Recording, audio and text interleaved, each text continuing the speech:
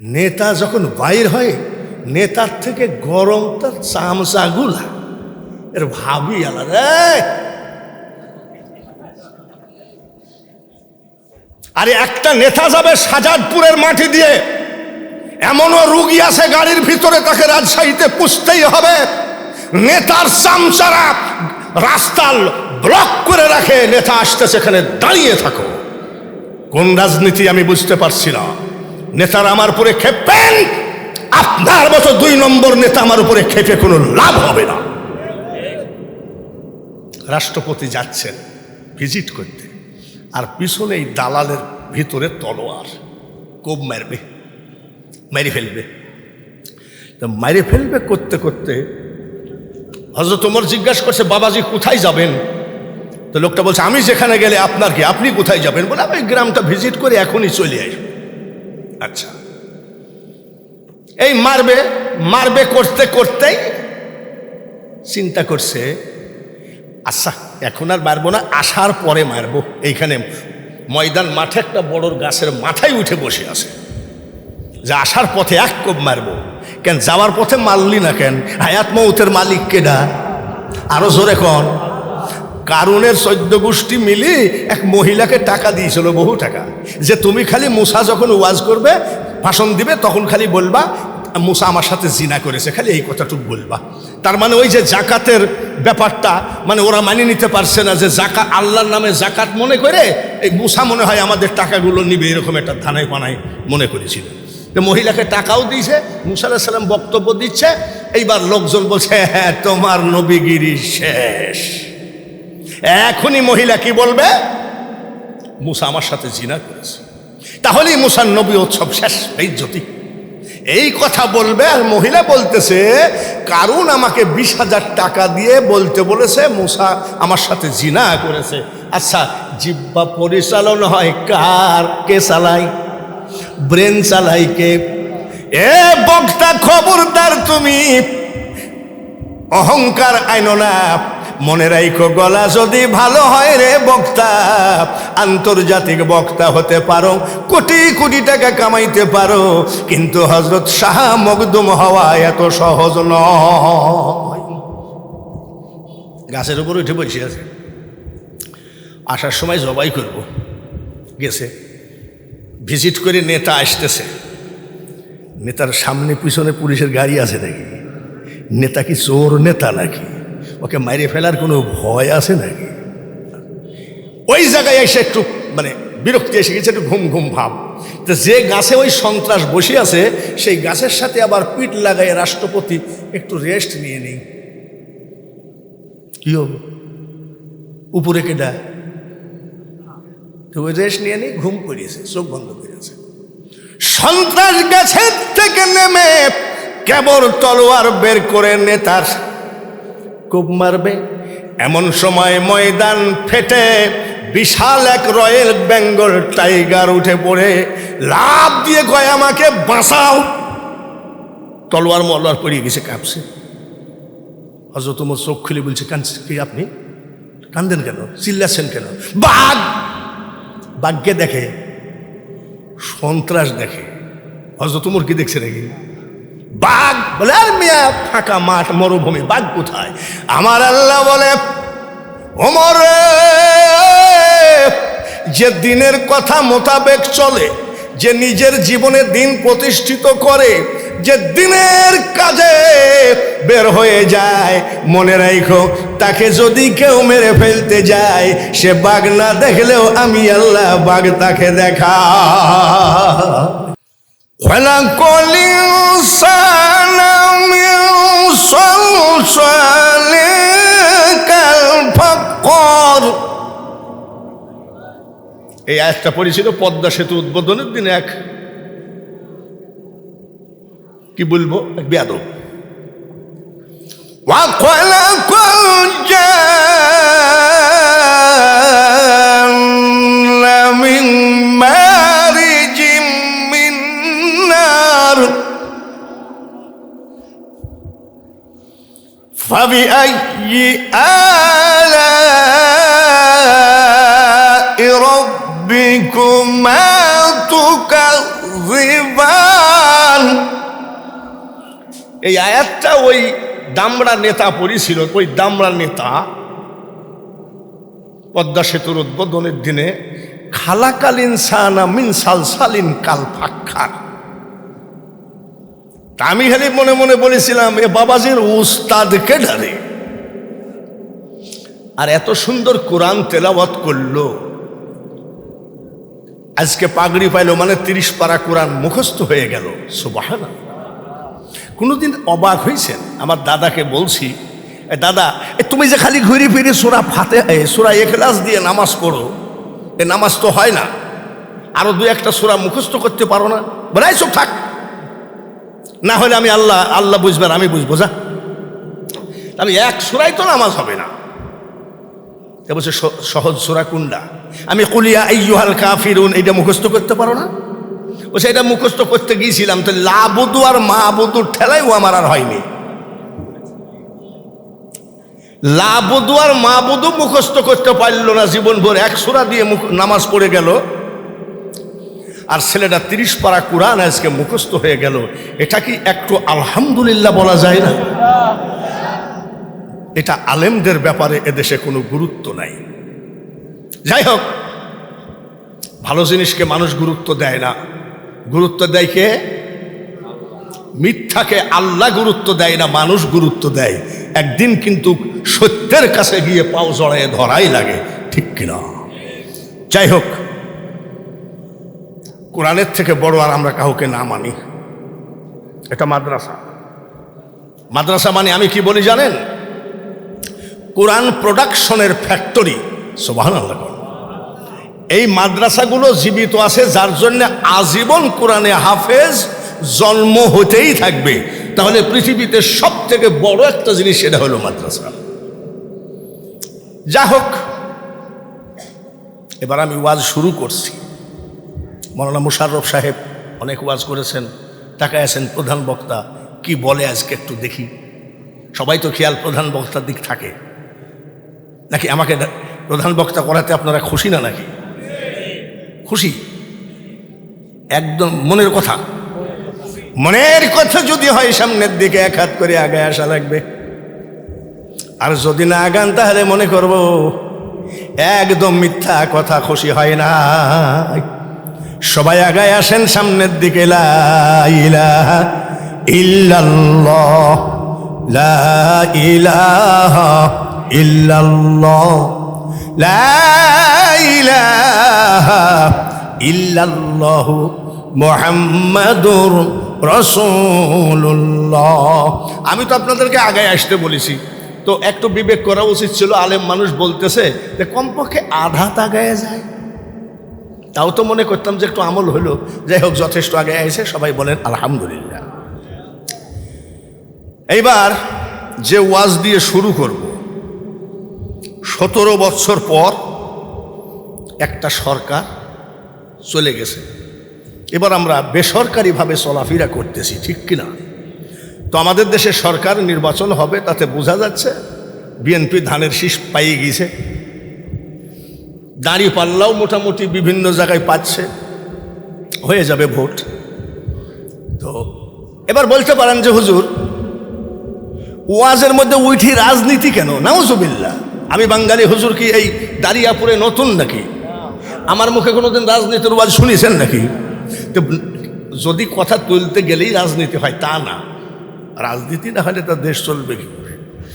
এইবার এখন নির্বাচন কিন্তু সামনে, আমাদের সামনে এরকম বহুত নজরুল ইসলাম টুপি মাথায় দিয়ে হাতে তসবিহ নিয়ে আসি বলবে ইনশাল্লাহ আপনারা আমাকে ভোট দেবেন, দেখবেন শাহজাদপুরকে গোল্ডেন বানিয়ে দেব। এরকম নেতারা আসে কিনা? জোরে কোন আসে কিনা? এই কয়েকদিনের ভিতরে সব আসা শুরু করবে। আসসালামু আলাইকুম, সালামও দেওয়া জানে না। এমনও নেতা আছে সালামও দেওয়া যাবে না, দেখবেন সালাইম আলাইকুম এরকম বলবে। কি বলবে? সালাইম আলাই।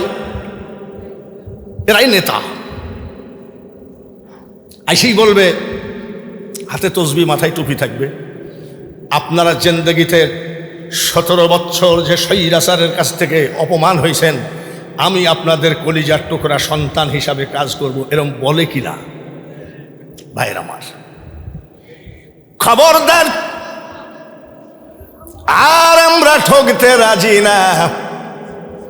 মার খাতে খাতে পিঠ দেওয়ালে ঠেকে গেছে, আর যেন পিঠ দেওয়ালে না থাকে। আমাদের সবার একটা বিবেক আছে, আমরা এমন একটা নেতা চাই যে কোরআনের আইন মোতাবেক চলে, নিজে এবং জনগণকেও কোরআনের আইন মোতাবেক চালায়। এমন একটা নেতা আমাদের দরকার আছে কি নাই? জোরে কম। আমার নেতা সৌদি আরবের জুব্বা গায়ে আমার দরকার নাই, মালয়েশিয়ার টুপি আমার দরকার নাই। আমার নেতার নীতিটুকু আছে কিনা এটাই আমার জন্য যথেষ্ট। সামনের দেশ নতুন রাষ্ট্র হবে, নতুন রাষ্ট্রপতি হবে, নতুন প্রধানমন্ত্রী হবে। কেমন হবে? রাষ্ট্রপতি ছিলেন হযরত ওমর, ঠিক কিনা? আমাদের দেশের রাষ্ট্রপতিরা যে সংসদে বসে সংসদ মানুষের জীবনের কথাবার্তাগুলো বলেন, এই জাতীয় সংসদ 11 তলা বিল্ডিং, বুলেট প্রুফ ছাদ। আমাদের জাতীয় সংসদের উপরে বড় ধরনের কোনো বোমাবাজি হলেও এই সংসদের ক্ষতি হবে না, তাকে বলে হয় বুলেট প্রুফ। এই বুলেট প্রুফ ছাদের সংসদ সদস্য আমরা করে করে পাঠাই। আমরা দেশের শান্তি না অশান্তি? এটা জোরে কোন? শান্তি চাই কি চাই না? শান্তি চাই, একমাত্র আল্লাহর কাছে মোনাজাত করি শান্তি দাও, কিন্তু ভোটটা দিই চোরকে। হযরত ওমর ছিলেন রাষ্ট্রপতি, তার সংসদ ভবন ছিল খেজুর পাতার পাটি দিয়ে বানানো। তখন মানুষ সুখী ছিল না অসুখী ছিল? এটা জোরে কোন? তখন মানুষ সুখী ছিল। কারণটা কি? কারণ হলো তিনি কোরআনের আইন মতো নিজে চলতেন, দেশ চালাতেন। বলে কেমন? এশার নামাজ পড়ে হযরত ওমর রাদিয়াল্লাহু তাআলা আনহু মসজিদের আলমারির থেকে খাতা আর কলম বাইর করে হিসাব করতেছেন। কিসের হিসাব? রাষ্ট্রপতি কিসের হিসাব করে? রাষ্ট্রের। এমন সময় নবীজির জামাই, খাতুনে জান্নাতের স্বামী, ইমাম হাসান হুসাইনের বাবা, যার জন্ম হয়েছিল কাবা ঘরের ভিতরে, জোরে বলেন মারহাবা। কেউ যদি বলে হযরত আলী মদ খেয়ে মাগরিবের নামাজ ভুল করেছে, ও কোন দলিলে পাইছে তা আমার জানা নাই। হযরতে আলী রাদিয়াল্লাহু তাআলা আনহুর মা পেটে করে কাবা শরীফ জিয়ারত করতেছিলেন। লাব্বাইক লা শারিকা লাকা লাব্বাইক। এমন সময় পেটে ব্যথা উঠেছিল, কাবার দরজা খুলে দেওয়া হলো। এই জায়গায় হযরত আলীর জন্ম হয়েছে। হযরত আলী হাজির হয়ে গেলেন। হযরত ওমর জিজ্ঞেস করি, আলী এশার নামাজ পড়ে চলে গেলাম, আবার আসলা কেন? নবীজির জামাই হযরত আলী বলতেছে, ওমর গো, এত চেষ্টা করলাম ঘুমে ধরলো না, মনে মনে করছি আপনার সাথে কিছুক্ষণ সময় কাটাই।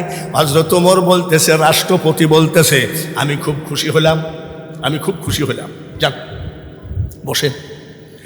রাষ্ট্রের হিসাবের খাতা কলম আলমারিতে তালা মারলেন। তখন কারেন্ট নাই, জেনারেটর নাই, ইলেকট্রনিক্স কোনোটাই পয়দা হয় নাই। জয়তুন গাছের তেল দিয়ে বাতি জ্বালায় হিসাব করতেছিলেন। হঠাৎ করে আসেন ভাই বসে গল্প করি বলে বাতিটা নিভাইয়ে দিলেন। হযরত আলী জিজ্ঞাসা করে, ওমর বাতি নিভাইয়ে দিলেন, অন্ধকারে মুখ দেখা না গেলে কথা বলা যায় নাকি? মজা লাগে নাকি? শান্তি লাগে নাকি? হযরত ওমর বলছে, ভাই আলী, নবীজির জামাইয়ের সামনে একটু কথা বলবো, বাতিটা নিভানো বেয়াদবি তা জানি, কিন্তু এটা যে রাষ্ট্রীয় তেল। বাতির তেল কিসের তেল? রাষ্ট্রীয় তেলের কাজ হলো রাষ্ট্রের হিসাব করা। কারোর ব্যক্তিগত কথা বলার জন্য রাষ্ট্রের তেল বাজেট না। নিশ্চয় বুঝতে পেরেছেন কেমন লোককে ভোট দেবেন। ভাইয়ারা আমার, আগামীকাল ঈদের দিন, আগামীকাল ঈদ। রাষ্ট্রপতির স্ত্রী এসে বলছে, শোনো, কি আমার যা হয় হবে। ছোট ছেলেটা একটা জামার জন্য কাঁদতেছে, তাকে একটা জামা দেওয়াই লাগবে। কাল ঈদ, আর আজ কি রাষ্ট্রপতির ছেলে কিসের জন্য কান্দে? এটা জোরে কোন ভাই? আর আমাদের রাষ্ট্রপতির ঈদের মার্কেট হয় সিঙ্গাপুর। আমাদের রাষ্ট্রপতির ছেলের মার্কেট হয় বোম্বে, দিল্লি, আমেরিকার নিউ ইয়র্ক, লন্ডনের ইসলিংটন, কত জায়গায় মার্কেটিং হয়। আর রাষ্ট্রপতির ছেলে জামার জন্য কান্দে। রাষ্ট্রপতি বলছে আচ্ছা দেখা যাক কি করা যায়। রাষ্ট্রপতি ওমর অর্থমন্ত্রীর কাছে চিঠি লিখতেছে, মাননীয় অর্থমন্ত্রী, আমি রাষ্ট্রপতি বলছি, আমার ছেলেটা একটা জামার জন্য কানতেছে, টাকা নাই, আপনি 1 মাসের বেতন দিয়ে দেন অগ্রিম, মাসে মাসে কেটে নিয়েন, মাসে মাসে কেটে নিয়েন। ইতি রাষ্ট্রপতি ওমর সিল মারি দিয়েছে। রাষ্ট্রপতির চিঠি অর্থমন্ত্রীর কাছে গেল। অর্থমন্ত্রী চিঠিটা পড়ে লিখতেছে, মাননীয় রাষ্ট্রপতি, আমাকে মাফ করবেন, এটা গণতন্ত্র। গণতন্ত্র গণতন্ত্র করি, গণতন্ত্র কি? জনগণ পরিচালিত রাষ্ট্রকে বলা হয় গণতন্ত্র। এদেশের জনগণ আপনাকে 1 মাস রাষ্ট্রপতি রাখবে কিনা জানি না, আপনার এই টাকার দায়িত্ব আমি নিতে পারবো না।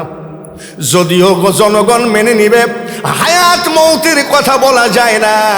আপনি যদি মারা যান এই টাকাকে দিবে, যার জন্যে দুঃখিত, সরি, আমার দ্বারা 1 মাসের বেতন দেওয়া সম্ভব হলো না। ইতি অর্থমন্ত্রী সিল মেরে দিল। অর্থমন্ত্রী চিঠি চলে গেল রাষ্ট্রপতির কাছে। রাষ্ট্রপতি চিঠি পড়ে পড়ে কান্দে। রাষ্ট্রপতির স্ত্রী বলছে, কানছো, টাকা দেয়নি নাকি? বল না, টাকা দেয়নি, এই ঈদে হয়নি, আর এক ঈদে হবে, কান্দার দরকার কি? রাষ্ট্রপতি ওমর বলে, আমি অর্থমন্ত্রী টাকা দেয় নাই, যার জন্য আমি কান্দি না। বলে কেন কান্দো? বলে স্ত্রী রে, আমি রাষ্ট্রপতি হয়ে একটা যোগ্য অর্থমন্ত্রী পেয়েছি, যে টাকার বেলায় রাষ্ট্রপতিকেও খাতির করে না। এইরকম হতে হবে, দেখে শুনে বুঝে শুনে, সামনে আর ভুল করা, সামনে আর ভুল করা। রাষ্ট্রপতি ওমর শাম দেশ, ইয়ামিন দেশ, বিভিন্ন দেশ থেকে ভিক্ষা করে এনে কেনে সৌদি আরবকে চালাতেন, সৌদি আরবকে চালাতেন। ওনার কাজ ছিল বিভিন্ন দেশ থেকে চালানো। এখন সৌদি আরব গরিব না ধনী? জোরে কোন? এই ওই টাইমে হাজিদের সামনে ভিক্ষা করে করে সৌদিরা খাইত। এইবার হযরত ওমর ভিক্ষা করে করে কাটাতেন। এক গরিব, একদম ঘরের বেলা নাই এমন গরিব, তাহাজ্জুদের নামাজ কাজা নাই, আমার সর্বক্ষণ নবীজির সাথে, আল্লাহর সাথে তার লাইন আছে। এই গরিব ঘুমাই আছে, আল্লাহ রসুল এই গরিবকে স্বপ্নে দেখায়, এ গরিব, আমি রসুল বলছি, কাল সকালে ওমরের কাছে যাবা, ওমরের কাছে গিয়ে বলবা, খায়রুকুম আল্লাহু খায়রুর রাজিকিন, রিজিকের মালিক একমাত্র আল্লাহ।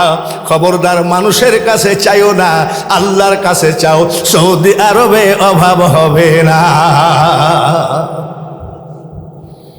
আমেরিকার পা চাইতো না, ভারতের পা চাইতো না, কোন রাষ্ট্রের পা চাটতে যাইও না, একমাত্র মওলার কাছে চাও। তার কারণ ও শাহজাদপুরের মানুষ, কাপড়ের মার্কেট ছিল বাবুরহাট। কোথায় ছিল?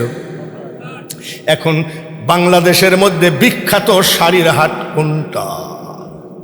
জোরে ক। কুষ্টিয়ায় আসেন, কুষ্টিয়ার যদি পায়েস আপনি একদিন খান, জীবনে আর আপনি পায়েস খাওয়ার রুচি থাকবে না। তার কারণ কুষ্টিয়ায় 1 কেজি দুধের দাম 80 টাকা, তার অর্ধেক 40 টাকার পানি।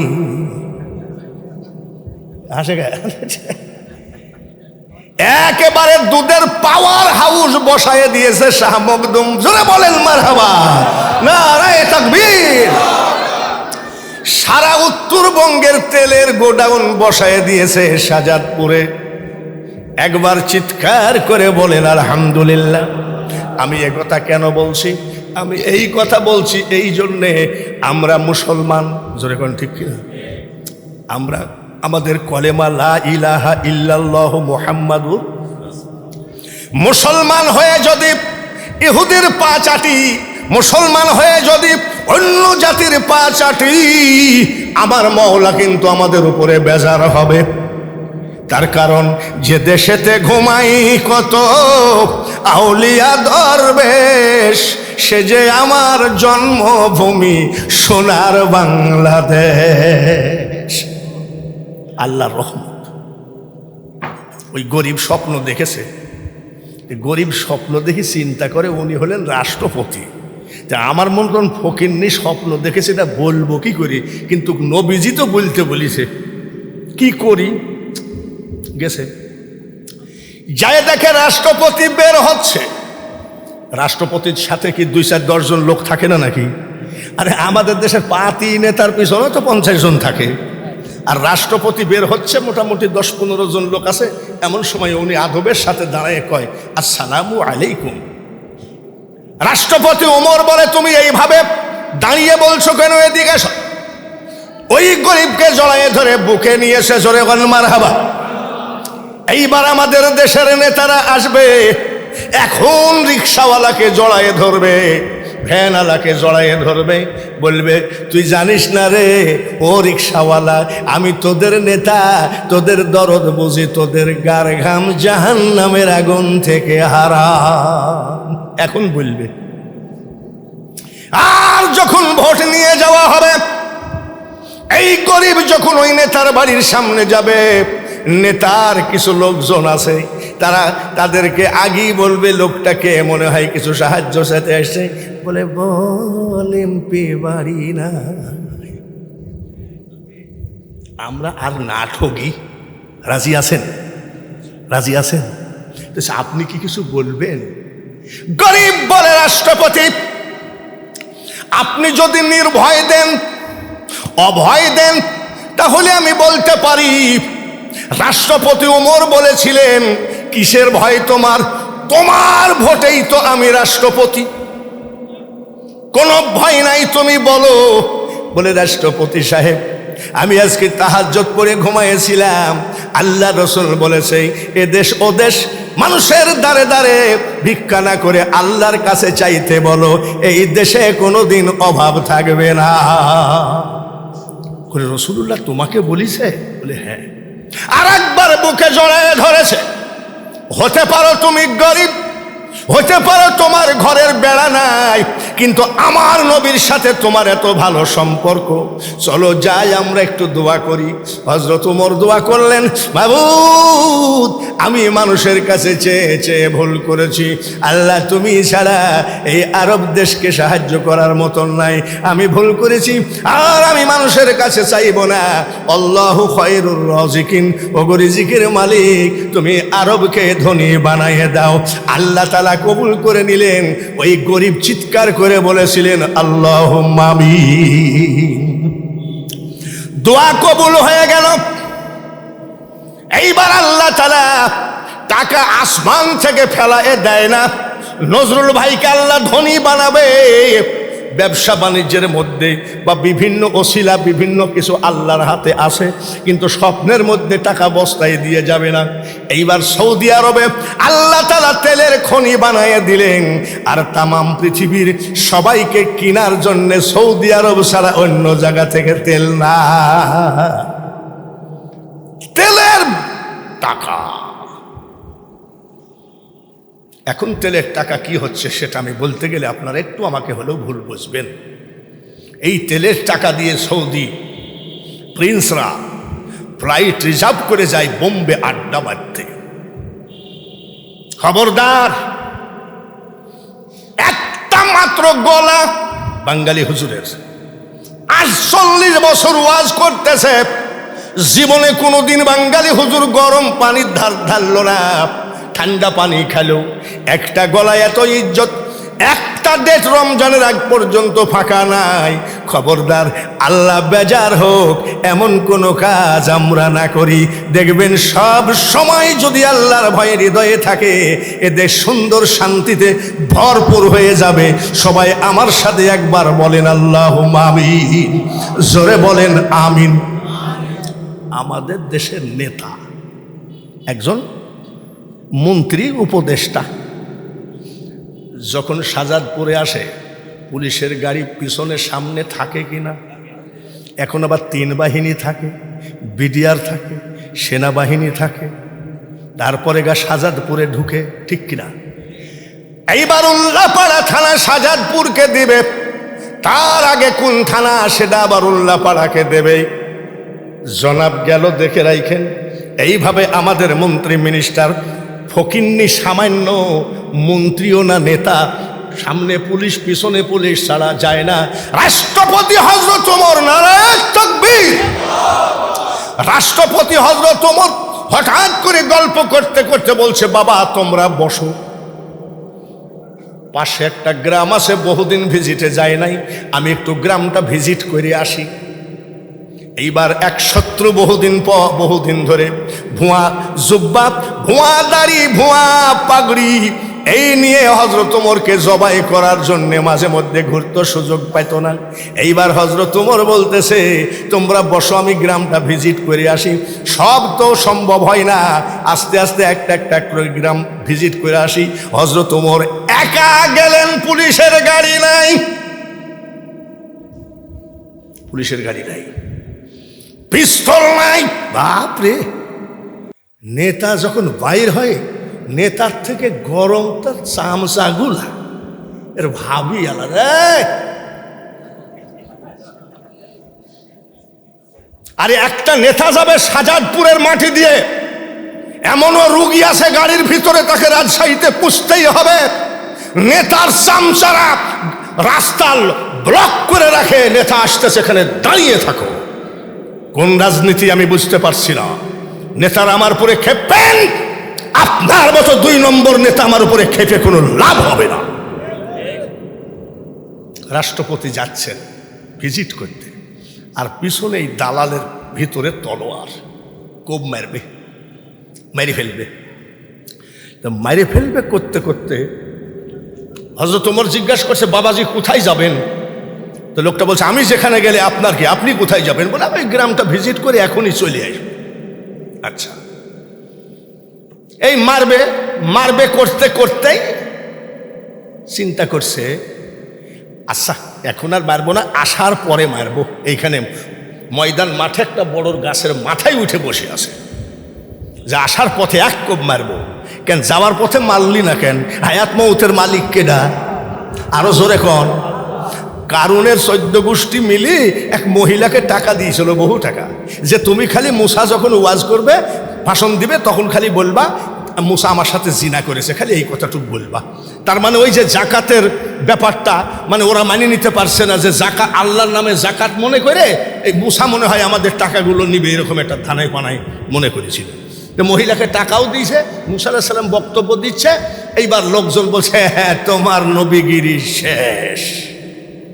এখনই মহিলা কি বলবে? মুসা আমার সাথে জিনা করেছে, তাহলেই মুসার নবী উৎসব শেষ, বেইজ্জতি, এই কথা বলবে। আর মহিলা বলতেছে, কারণ আমাকে 20,000 টাকা দিয়ে বলতে বলেছে মুসা আমার সাথে জিনা করেছে। আচ্ছা, জিহ্বা পরিচালন হয় কার? কে চালাই? ব্রেন চালাই কে? এ বক্তা খবরদার, তুমি অহংকার আইনো না।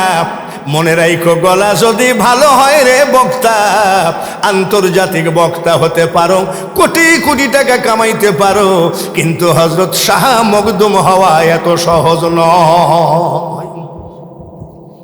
গাছের উপর উঠে বসে আছে, আসার সময় জবাই করব, গেছে ভিজিট করে, নেতা আসতেছে, নেতার সামনে পিছনে পুলিশের গাড়ি আছে নাকি? নেতা কি চোর নেতা নাকি? ওকে মাইরে ফেলার কোনো ভয় আছে নাকি? ওই জায়গায় এসে একটু মানে বিরক্তি এসে গেছে, একটু ঘুম ঘুম ভাব। তো যে গাছে ওই সন্ত্রাস বসে আছে, সেই গাছের সাথে আবার পিঠ লাগাই রাষ্ট্রপতি একটু রেস্ট নিয়ে নেই। কি হবে? উপরে কেডা? তো ওই রেস্ট নিয়ে নেই, ঘুম পড়িয়েছে, চোখ বন্ধ করেছে।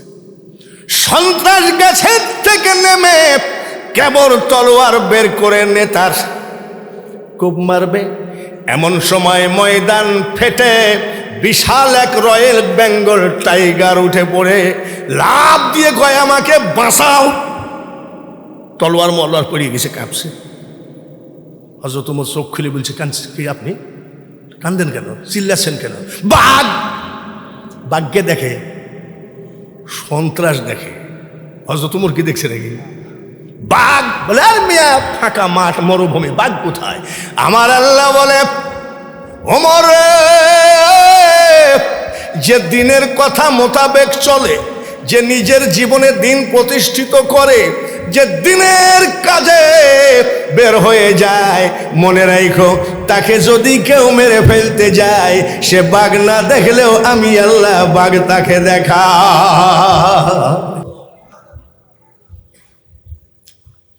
আমাদেরকে আল্লাহ এরকম একটা নেতা দান করুন, সবাই বলি আমিন। আর একবার বলি আমিন। এই নেতা ঈদের দিন কোরআন শরীফ পড়তেছে।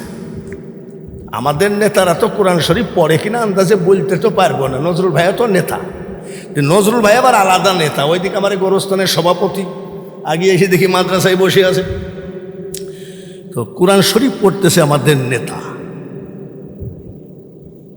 কোরআন শরীফ পড়তে পড়তে হযরত ওমর কোরআন শরীফটা বন্ধ করে কাঁদতেছে, চিল্লায়ে চিল্লায়ে। ঈদের দিন, বলেন ঈদ কি কান্দার দিন না আনন্দের দিন? তাহলে ঈদের দিনে রাষ্ট্রপতি ওমর কাঁদতেছে, ওর ছেলে এসে বলছে, আব্বা আব্বা কাঁদছো কেন? বলে, বাপ আমার মনে বড় ব্যথা। বলে, কি বলো? ফামাই ইয়ামাল মিসকালা যাররাতিন খায়রান ইয়ারা। আল্লাহ কোরআনে আছে না, যাররাতিন শাররান ইয়ারা। হিসাবের বেলায় বক্তা হও, পীর হও, নেতা হও, নেত্রী হও, শ্রোতা হও, আল্লাহ জাররা মানে একটা সরিষাকে 70 টুকরা করলে এক টুকরাকে বলা হয় জাররা। এতটুকু হিসাব আল্লাহ কাউকে ছেড়ে দেবে না। এই আয়াতটা পড়ে তিনি কাঁদতেছেন। বলে, আব্বা কি হয়েছে? বলে, বাপ কি আর হবে রে, কোরআন শরীফ পড়তে পড়তে একটা আয়াত পেলাম, জাররা জাররা হিসাব দেওয়া লাগবে। আমি জীবনে যৌবন কালে আবু জেহেলের পাল্লাই পড়ে তলোয়ার নিয়ে আমার দয়ার নবীকে জবাই করতে গেছিলাম। এইটা যদি কিয়ামতের মাঠে উঠে পড়ে তাহলে আমার কি হবে? আব্বা তাহলে আর কি বলবো, কিছু বলার তো নাই। এই মানুষটা যদি কান্দে, ওনার ছেলে যদি জিজ্ঞাসা করে, আব্বা কান্দো কেন? বলে, 1 মাসের মধ্যে 2 লাখ টাকা দরকার। ছেলে বলবে, কান্দো না, আমি দিয়ে দেব। এই মানুষটা যদি কান্দে, আব্বা কান্দো কেন? এই মানুষটা যদি বলে, আমার সামনে দিয়ে কত লোক মোটর সাইকেল চালায়ে যায়, আমার একটা মোটর সাইকেল দরকার। ছেলে বলবে, আব্বা কান্দো না গো, 15 দিনের মধ্যে মোটর সাইকেল আমি কিনে দেব। এই মানুষটা যদি কান্দে, ছেলে যদি জিজ্ঞাসা করে, আব্বা কেন কান্দো? উনি যদি বলে, আব্বা আমি কবরের ভয়ে কান্দি। ছেলে কি বলতে পারবে নাকি, আব্বা কান্দো না, কবর আমি দেখে নেব? জোরে গো, এরকম ছেলে আছে না? এরকম ছেলে আছে, আমলি ছেলে, আলেম ছেলে আছে। ও বলতে পারবে, আব্বা কান্দো না, দেখা যাক। ভাইয়েরা আমার, মায়েরা আমার, খুব খেয়ালের সাথে শোনেন। হযরত ওমর রাদিয়াল্লাহু তাআলা আনহুর ছেলে বলছে, আব্বা কিছু করার নাই। হযরত ওমর বলছে, করার আছে। বলে, কি করার আছে বলো, আমি তাই করব। বলে, আমি একটা চিঠি লিখে দিব, আম্মাজানের কাছে দিয়ে আইসো। আম্মাজান মানে আয়েশা সিদ্দিকা। আয়েশা সিদ্দিকার কাছে দিলে তারপরে একটা ফয়সালা আসতে পারে। বলে, দেন চিঠিটা লিখে দেন। হযরত ওমর লিখতেছে, মা, দেখেছেন ভক্তি কত? নবীজির স্ত্রীর উপরে রাষ্ট্রপতির ভক্তি কত? মা, আমি ওমর বলছি, রাষ্ট্রপতি বলে নাই, রাষ্ট্রপতি লেখে নাই। মা, আমি একটা কথা বলবো গো মা, নবীজির রওজার পাশে আপনার বাবা আবু বকরের রওজা, পার্শ্বের জায়গাটা আপনার জন্য বাজেট। ওই জায়গাটা কিন্তু আয়েশা সিদ্দিকার জায়গা। নবীজির পাশে আবু বকর। আয়েশা সিদ্দিকা মনে করেছিলেন, আমার স্বামীর পাশে আমার আব্বা, আমার আব্বার পাশে আমি ঘুমাবো। মা, আমি যে অপরাধী গো মা, সারা পৃথিবীর মাটিতে যেখানেই কবর দেওয়া হোক আমার আযাব হবে, আমার মতন পাপী পৃথিবীতে নাই গো মা। তাই যদি এই জন্য আপনার কাছে আমি চিঠি লিখতেছি মা, আপনি যদি দয়া করে আপনার কবরের জায়গাটা আমাকে দিয়ে দেন, কিয়ামত পর্যন্ত আমি আরামে শুয়ে থাকতে পারবো। তার কারণ আমার নবীজির পাশে কোনোদিন আযাবের ফেরেশতা যাবে না। এই ওয়াজটা করার একমাত্র কারণ নেতার কবরের ভয় আছে কিনা। কবরের ভয় যার আছে সে কোনোদিন চুরি করতে পারবে না, কবরের ভয় যে আছে সে কোনোদিন ঘুষ খেতে পারবে না, কবরের ভয় যে আছে সে কোনোদিন মানুষের বুকের উপরে তলোয়ার মারতে পারবে না, কবরের ভয় যার আছে রে সে কোনোদিন এই গরিবের ঘর আগুন দিয়ে জ্বালায়ে দিতে পারবে না। মনে রাখো, মনে রাখো, যত বড়ই নেতা হও, যত বড়ই রাষ্ট্রপতি হও, এ দুনিয়া একটু গানে টান টুন মারলে অসুবিধা আছে নাকি? আপনারা তো জানেনই যে বাঙালি হুজুর মানে দু একটা গান টানবে, তাই বলে আবার আপনাদের দেশে অনেক বক্তা আছে যে রং তামাশার গান গায়, ওই গান না। এ দুনিয়া দেখতে সুন্দর রে মানুষ, শুধু মায়ার ঘর, আইসো একা যাইবা একা, কিসের অহংকার রে বলো, কিসের অহংকার। আমি কোনো রাজনীতির পক্ষে বিপক্ষে বলছি না, সত্য কথা বলছি। দেলোয়ার হোসেন সাঈদীকে যে ব্যারিস্টার ফাঁসি দেওয়ার অর্ডার দিয়েছিল, এই ব্যারিস্টারের নামটা জানেন নাকি? মানিক। মানিক জানের ভয়ে পলায়ে যাচ্ছিল ভারতে।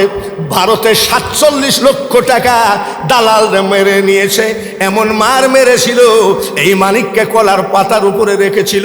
তাকে জিজ্ঞাসা হলো কি হয়েছে, বলে আমার একটা জায়গা ফাটায় দিয়েছে, হোলের বিসি ফাটায় দিয়েছে। আমি আওয়ামী লীগের বিপক্ষে বলছি না, জামাতের পক্ষে বলছি না। ওয়াকুল জাআল হক ওয়া যাহাকাল বাতিল ইন্নাল বাতিলা কানা যাহুকা। মাদ্রাসার ক্যাশিয়ার বানাইছো বাঙালি হুজুরকে, আমি যদি ক্যাশ চুরি করি আল্লাহর গজব আছে কি নাই? আরো জোরে কোন আছে কি নাই? কেননা এই মাদ্রাসার ক্যাশ, এই শাহজাদপুরের জনগণের গরিবদের ক্যাশ, কেউ 10,000, কেউ 1 লাখ, কেউ 50,000, কেউ 1 মণ ধান, কেউ 10 বস্তা সিমেন্ট, এই করে করে এই দারিয়াপুর মাদ্রাসা যখন টিনের ছাপরা ছিল তখন থেকে আমি বক্তা। এই টাকা কিন্তু কারোর বাবার টাকা না, এই টাকা হলো শাহজাদপুরের সর্বস্তরের জনগণের টাকা। এই টাকা যদি আমি ক্যাশিয়ার হয়ে মারি, বাবা রে আমার ক্যাশিয়ার আবার কোনটা ভয় নাই, ও আবার বলবি না যে বাবজান তোমাকে এত খাওয়াইলাম বাড়ির উপরে। যেটা বলার দরকার বলতে তো হবেই, জোরে বলেন ঠিক কিনা, আরো জোরে বলেন ঠিক কিনা। নদীর একুল ভাঙ্গে অকুল গড়ে, এই তো নদীর খেলা। সকালবেলা